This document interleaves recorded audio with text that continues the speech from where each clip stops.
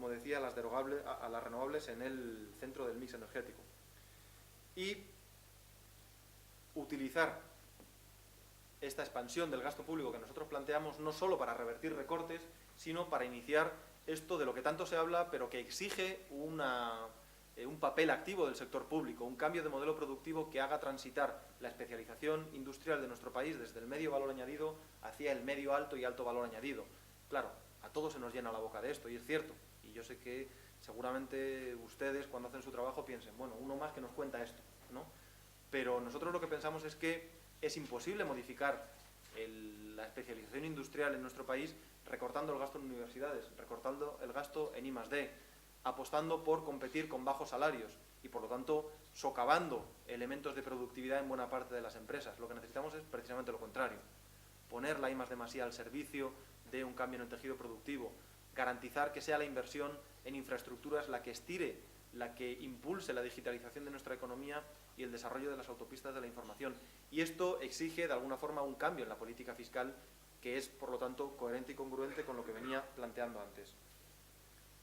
Hay una reforma estructural, además, que pensamos que es central. No entro en este tema porque saldrá en el debate seguramente y es conocido, además. Estamos a 8 puntos del PIB de distancia en recaudación fiscal con Europa.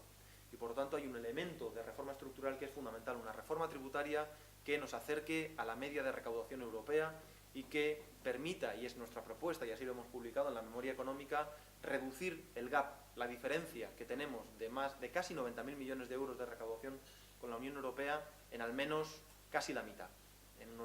del orden de los 40.000 millones de euros, mediante fundamentalmente una subida de la imposición directa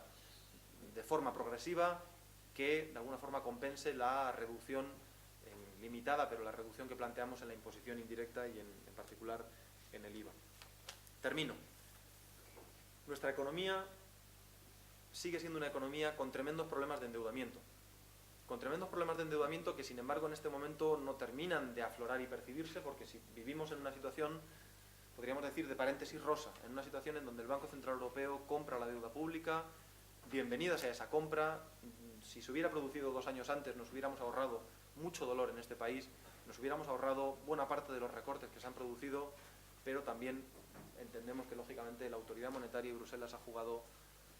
sus cartas y han administrado su agenda política como lo han hecho. Si lo hubiéramos hecho antes, como lo hizo la Reserva Federal o como lo hizo el Banco de Inglaterra, repito, nos podríamos haber ahorrado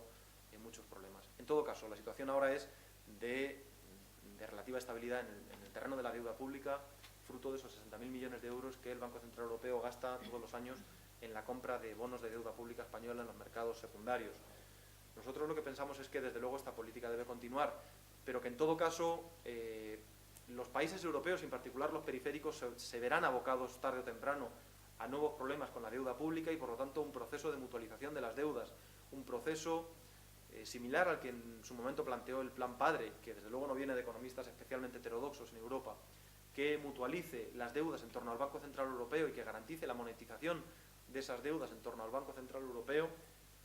que en parte es lo que ya se está haciendo. No parece fácil pensar que el Banco Central Europeo vaya a vender todos los activos que tiene en los próximos 2 años. Creo que lo que planteamos no es algo, en este sentido, fuera de lo que ya, muy diferente de lo que ya sucede, pero en todo caso, y mientras esto llega, que entraña una negociación a nivel europeo y, por lo tanto, propuestas de orden multilateral, pensamos que hay un camino paralelo de orden unilateral sobre el que conviene andar, sobre el que conviene empezar a caminar, con 2 medidas concretas, que son las que nosotros hemos planteado en el programa para empezar a resolver el problema de la deuda, y con las que termino. En el terreno de la deuda pública pensamos que es necesario que, mediante lo que hemos llamado un impuesto de solidaridad a las entidades financieras del país, las entidades financieras, igual que ha sucedido en otros países centroeuropeos, asuman una parte importante de la factura vinculada al rescate financiero, vinculada al rescate que nos dio la Unión Europea, y que, salvo aquello que está vinculado a Bankia, que pensamos que debe seguir siendo un banco que permanezca en manos del Estado en los próximos años, consideramos que el resto de la factura asociada al rescate financiero, a esos 60.000 millones de euros que Europa nos prestó, debe ser devuelta con cargo a los beneficios del sistema financiero en los próximos años, a razón de 5.000 millones de euros al año. Y en segundo lugar, al margen de la deuda pública, el verdadero problema que en este momento tiene nuestro país está especialmente vinculado a la deuda hipotecaria. Y nosotros lo que planteamos es una reestructuración de la deuda hipotecaria fundamentalmente en dos líneas. Una primera línea que tiene que ver con la necesidad de acercar los valores faciales, los valores nominales de las hipotecas al valor real que tienen los activos en este momento en el mercado, y que, lógicamente, esto hay que hacerlo, esto es difícil hacerlo para el conjunto de los hogares hipotecados, esto hay que seleccionar para qué hogares sucede, y nuestra propuesta es que suceda para aquellos hogares que tienen una renta 3 veces inferior al IPREM. El IPREM está en 530 y pocos euros, si no recuerdo mal, y esto quiere decir que básicamente para aquellos hogares que tengan una renta inferior a los 1.500 euros brutos,